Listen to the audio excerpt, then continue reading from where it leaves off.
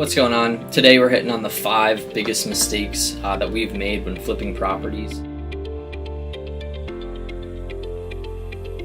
First one is capital holding costs. Whether you're using hard money, private money, whether you're funding the entire 100% purchase and rehab, just the rehab, capital costs get expensive, especially on longer projects, 6, 8, 12 months if it's an extensive rehab.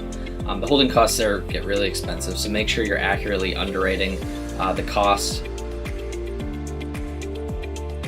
We break it down by interest, so 12% interest from a hard money lender on the loan amount that we're borrowing, and then multiplying it by the number of months we think we're going to hold it, and adding 2 extra months just to be safe.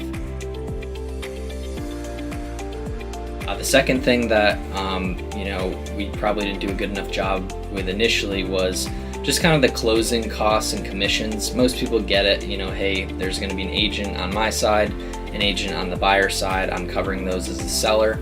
But the closing costs there, it's hard to kind of know until you go through it. But if you can get your hands on a sale HUD from another investor, or a friend, or someone, just to get an idea of those closing costs, as well as punch out items. We always have something come up after our scope of work, rehab budget's done, and the seller, and we go to sell, and the buyer wants X, Y, and Z fixed, or this touch up, or something. So having a little bit of buffer there. We usually just run it at 8% to close on the sales side, and that kind of encompasses those 3 things. Rehab budget.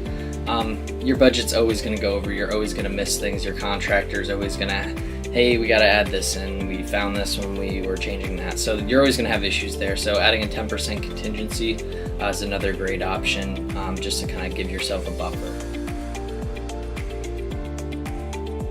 Rehab timeline. A lot of contractors want to give you, hey, this is how fast we can do it. Those always go over as well. We've had projects take months longer than expected. Sometimes it's weeks, sometimes it's days, but it almost always goes over. So if your contractor tells you, hey, I can have this rehab done in 6 weeks, give them 8. Give them 8 weeks, and extend your holding costs appropriately to encompass that.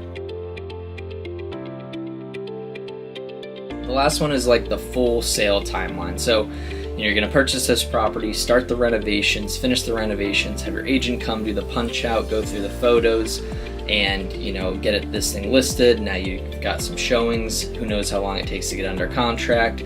That buyer backs out, another buyer comes in, and now you're finally getting to the closing table. So that whole process, that's, without experience, it's really hard to kind of pinpoint that. So talking to someone that's gone through it and giving you a realistic idea. Our fastest sale has been 3 months, like to the day, and we've had ones that are 6, 8 months out and more extensive rehab. So don't think that you're going to buy something, have it renovated in a week, and back on the market and sold in 45 days. That just really is super unrealistic. So those are our top 5 mistakes, and hopefully you can avoid making some of the same.